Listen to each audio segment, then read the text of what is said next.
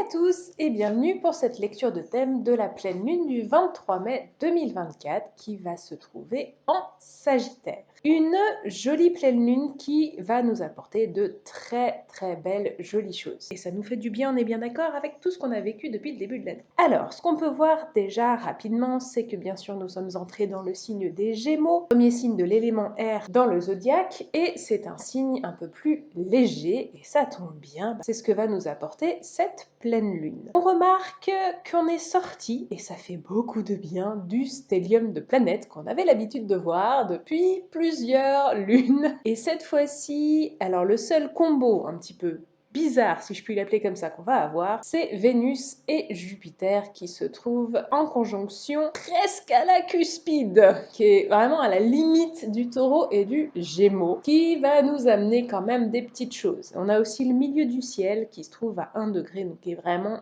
à la limite aussi, presque à l'escuspide encore. Donc ce qu'on peut remarquer, c'est tout de même un léger déséquilibre entre notre pauvre pleine lune, si je peux l'appeler, qui est en face en Sagittaire et qui est toute seule, et tout le reste des planètes qui se trouvent de l'autre côté. C'est pas très grave, ça veut dire qu'on va travailler des choses de l'enfance. Ah bah ça faisait longtemps, dites donc. Mais comme c'est une pleine lune, pour moi, ça veut dire qu'on va justement accoucher de ces choses-là, et ça fait du bien. On se retrouve avec notre ascendant qui est toujours en balance, qui finalement aime bien rester en balance. Donc on est toujours sur un équilibrage de l'énergie, un équilibrage aussi, je dirais, de son ancrage. Et on est là sur de l'intérieur-extérieur, mais alors pour moi, on va quand même rester vers l'intérieur, ce qui est un peu antinomique avec le temps du printemps, que normalement c'est un temps où on sort, n'est-ce pas?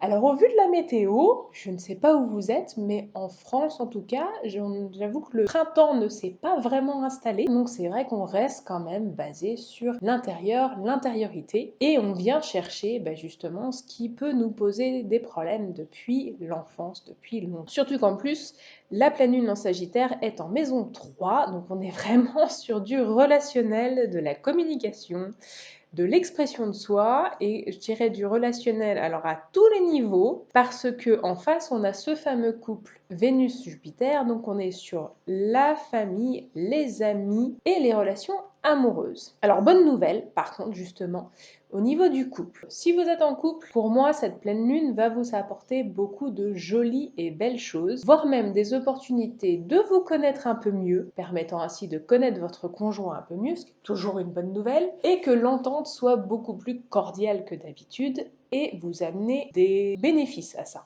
Ça c'est la très bonne nouvelle pour moi de cette pleine lune. Au niveau amical, en revanche, j'ai envie de vous dire que ça sera peut-être un petit peu plus l'inverse. On a toujours, alors c'est pas en combo parce que c'est pas conjoint, mais on a toujours Mercure et Uranus qui se trouvent en Taureau, donc on est toujours sur un chamboulement interne et une révolution. On est toujours à se regarder soi pour se comprendre et donc comprendre l'autre. Seulement le Taureau est en maison 8, donc on est aussi à faire remonter toujours et encore, ça c'est le leitmotiv de l'année, à la surface les choses qui étaient bien enfouies à l'intérieur. Et pour moi, au niveau des relations amicales, ça va chambouler un petit peu.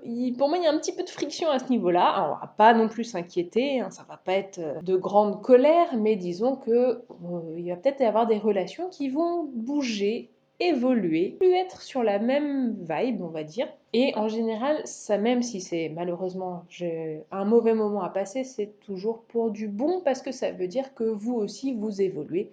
Donc vos relations, elles évoluent avec vous. Donc cette pleine lune, elle tient ses promesses de la nouvelle lune et elle nous apporte douceur, joie, bonheur et j'ai même envie de vous dire succès. Jupiter là placé avec cette Vénus, pour moi c'est quand même une très bonne chose. Pour mes amis les célibataires, j'ai envie de vous donner une bonne nouvelle et je pense qu'une rencontre n'est pas loin du tout.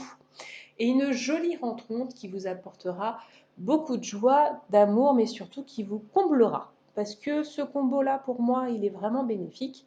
Alors, il est à cheval, hein, on est bien d'accord, donc il est vraiment entre extérieur et intérieur. Donc, il y a un petit effort à faire au niveau des sorties. On a tendance avec cette magnifique météo à vouloir rester à l'intérieur, hein, comme en hiver. Mais là, il va falloir se pousser, se motiver à changer un peu des choses. On va repartir sur notre Uranus comme on l'avait vu les dernières fois.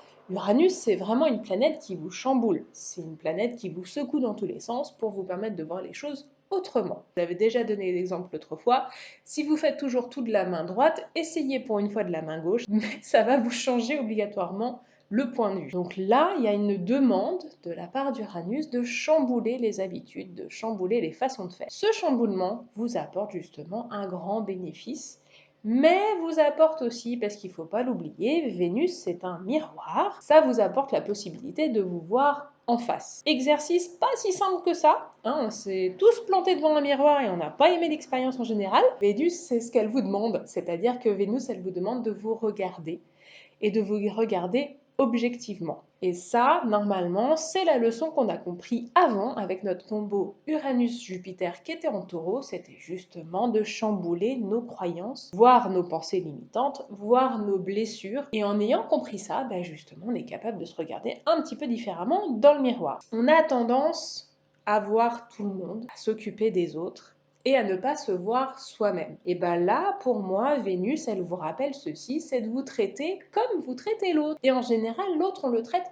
beaucoup mieux que soi-même. Donc Vénus, ici, elle va vous demander ce petit effort, mais qui va être extrêmement bénéfique. Charité bien ordonnée commence par soi-même, parce que oui, comme c'est un miroir et qu'il y a notre Uranus qui est juste en taureau, on récolte ce que l'on sème, et donc obligatoirement, quand on commence à se donner un peu plus de valeur et un peu plus de respect, le monde extérieur ne peut que refléter ça. Merci Vénus de nous le prouver. Par contre, on ne va pas oublier que on est quand même dans une pleine lune, donc notre pleine lune se trouve en face dans le signe des Sagittaires. Le signe des Sagittaires, c'est les très grands voyages, c'est l'ouverture sur le monde, mais le monde au sens large, on est là dans l'idée du cosmos, donc on est sur une expansion. Le problème étant que la lune rappelle l'enfant. Cette pleine lune, comme je vous disais au départ, elle est faite pour moi pour agrandir le schéma, le cadre de l'enfance. On est toujours sur les croyances limitantes, on a toujours notre Saturne qui est en poisson, cette fois-ci qui n'est plus combiné à Neptune, mais Neptune est toujours en poisson. Donc on est toujours quand même sur une sorte de rétrécissement, de rétractation de l'émotionnel. On est toujours sur cette idée-là de gérer un peu ses émotions et ses opinions. Pleine lune, c'est ce qu'elle vous demande. Elle vous demande d'aller voir ça et de voir où est-ce que vous pouvez élargir votre champ. Parce que si vous élargissez même un tout petit peu votre champ, je dirais que le champ des possibles, sans faire de pub, va s'agrandir lui aussi et vous allez avoir des choses qui vont venir à l'intérieur de votre panier. Les Gémeaux, c'est les signes de la communication, mais c'est aussi les signes de la rigolade, si je puis dire.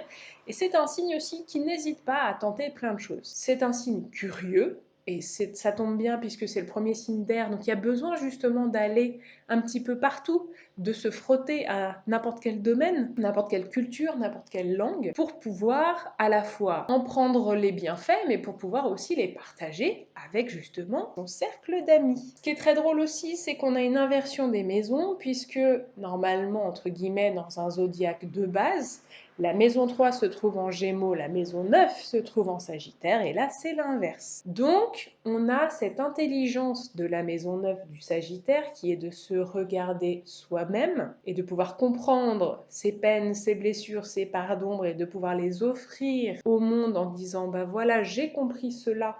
Tu peux te servir de ma compréhension pour peut-être comprendre tes peines et tes blessures et aller de l'avant, les transcender. Il y a déjà une transcendance qui est faite en Scorpion, on la continue en Sagittaire en élargissant le cadre. Parce que le Sagittaire est vraiment un signe généreux certes, mais qui s'oublie un peu dans la bataille et qui a tendance à croire que tout est illimité. Il faut qu'il connaisse la valeur des choses. Donc en maison 9, normalement, il amène la sagesse, il amène le retour à soi, littéralement, avec 9 étant une fin de cycle, avec la compréhension justement de tout le cycle. Mais là, c'est l'inverse.